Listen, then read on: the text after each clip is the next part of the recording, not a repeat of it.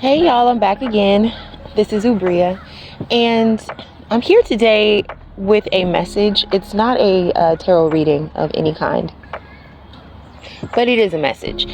The message that was on my heart today has to do with the fact that sometimes God is going to ask you to be the villain.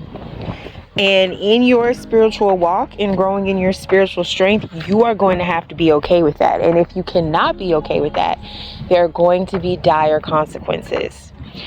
The reason why I'm saying this, it actually comes from the Bible, and it is, I don't know if you're familiar of the story of Saul and David, but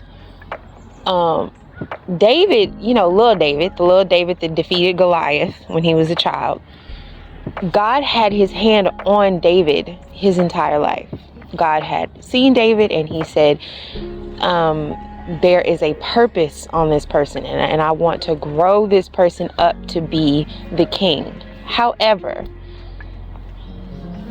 the reason that God wound up choosing David to be the king is because the person that God had really chosen to be the king, a man named Saul, God was pissed off at Saul. He regretted choosing Saul. Okay, it's basically the equivalent of you hire somebody to do a job and they suck at it and you want to fire them, but you have to train their replacement first. And that's all that was. So David had to grow up in the Lord to be trained to take the kingship from Saul. But what I want to tell y'all today is why Saul lost his kingship. Why he lost that position of favor with the Lord. And I feel like it's a cautionary tale that whether you believe in the Bible or not, whether you believe in religion or not, you can still apply it to your own life and hopefully don't fall into the same pitfalls that Saul fell into. Okay, now I'm gonna tell you what happened. So Saul was king, and as king, he was king of the Israelites. And the Israelites were not a political party. You understand? Even though they had a king, the Israelites were a religious faction, and what they religiously believed in was the Lord. Okay, so you have a person who is sent to represent the beliefs of a greater people, powered by one very powerful person or entity or spirit energy. Okay, so the Lord in the Bible, there is a lineage, right? It starts with Adam and Eve, and then it goes through Noah, and then it goes through Abraham and Sarah, and then, his name, Joseph's daddy, Jacob, who became Israel, right? His name was changed to Israel. So it's a family, and David was of that line, and I think Saul was too. But the point that I'm trying to make is that because it's a lineage, and this lineage has been serving the same God the whole time, God has a long memory, and he don't forget nothing. Okay, so every time God told somebody to do something on behalf of Israel, of his people, his children, and they didn't do it, he kept a memory of this. Now, the way God seems to work in the Bible, and this is also the way some companies can work, or the way some political systems can work, some religions work this way, some families work this way. The way that it works is it works through people.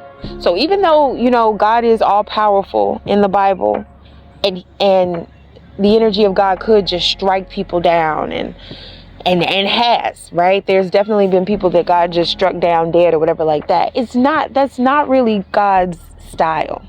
Have you noticed? That's not really the way of the world, okay?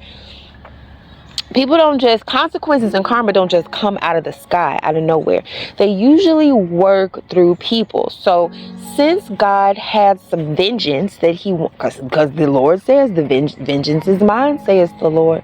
Since he had some vengeance that he wanted to enact on people, he had to wait for people to be in the right position to do this thing. And that's what happened. So it was these people, when Moses was trying to get the Jews up out of Egypt, it was some king, and that king had a people called the Amalekites. And Saul, the king of Israel, got into a position where he was able to do some damage to the Amalekites. So God told Saul, he said, listen, Saul, I want you to go down there to the Amalekites because they stopped and killed your people when they was trying to get out of Egypt, and I've been waiting to get revenge on them, and they dirty, and this is what I want you to do to them.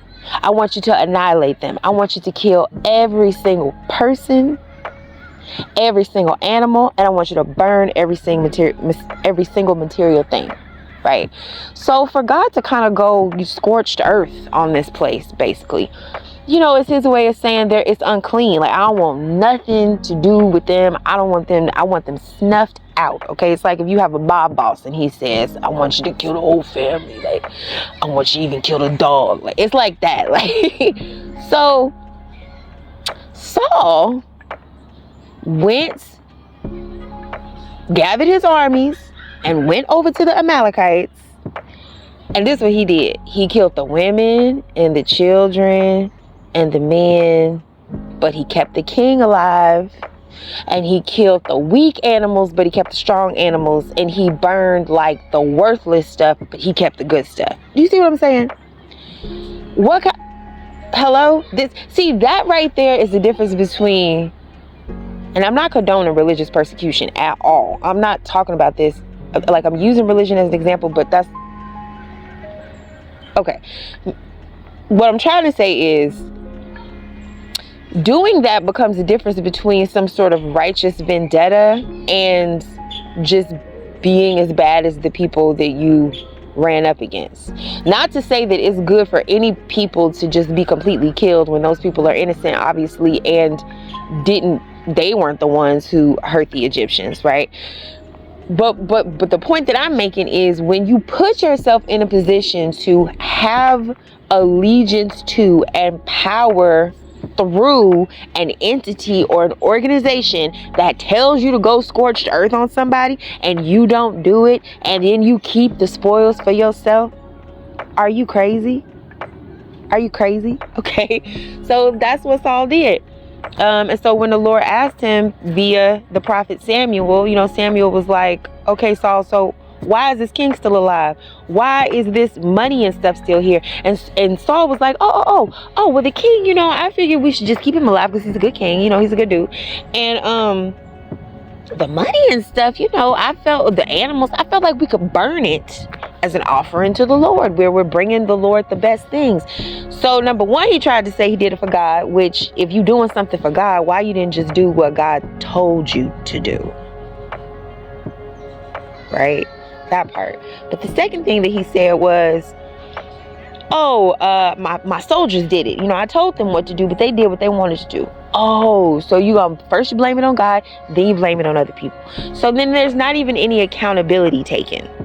Okay, so this is why Saul lost his power. This is why Saul lost his kingship. God was through with him, and he had to wait for David to grow up and be the king that Saul wouldn't be. So when you read the Bible and you see that David was in war with different people, and I mean he was slaying the thousands by the thousands, it's because even though David is thought to be such a good king, like such a man of God, the Bible is, David is one of God's favorites, for real. Like, he slayed Goliath, he became king, he was the father of Solomon, who built the Lord's temple.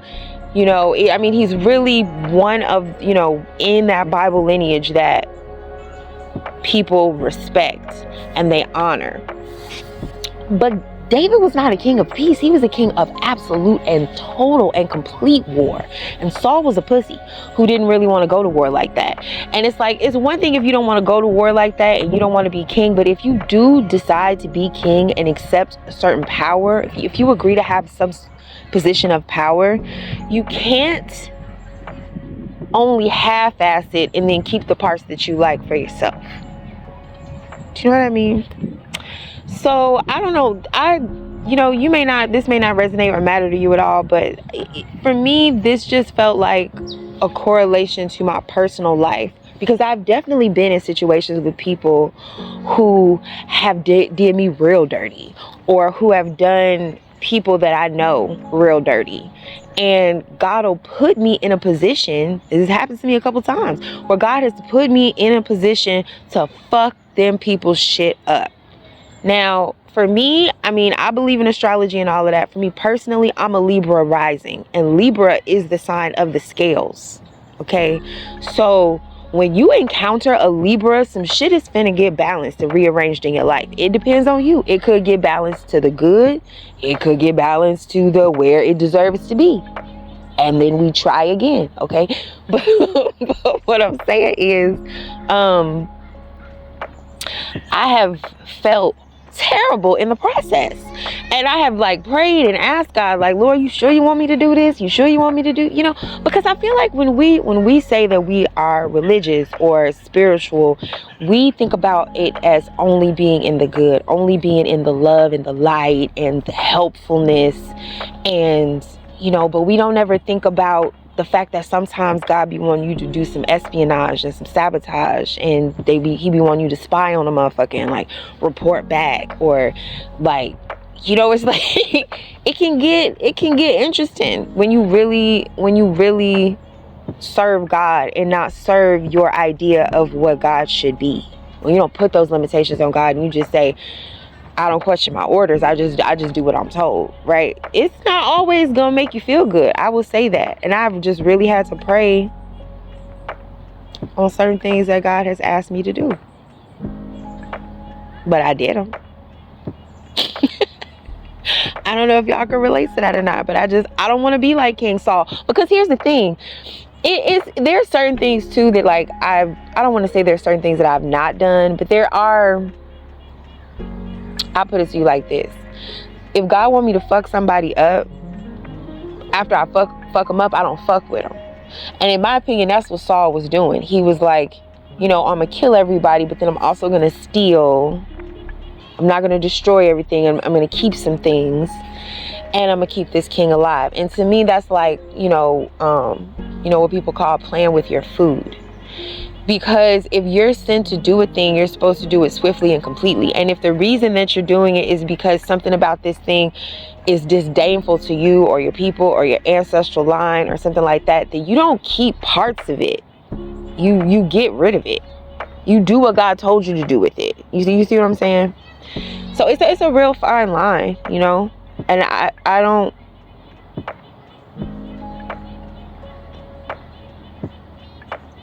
Yeah, it's a real fine line. So, yeah, that's all I wanted to say. I just thought that was real interesting.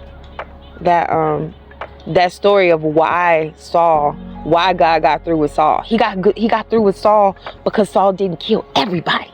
You understand? Because he didn't burn everything. Like, that's wild. That's wild to me. Yeah. All right. I'm going to leave it there, y'all. Thank you for listening. Peace.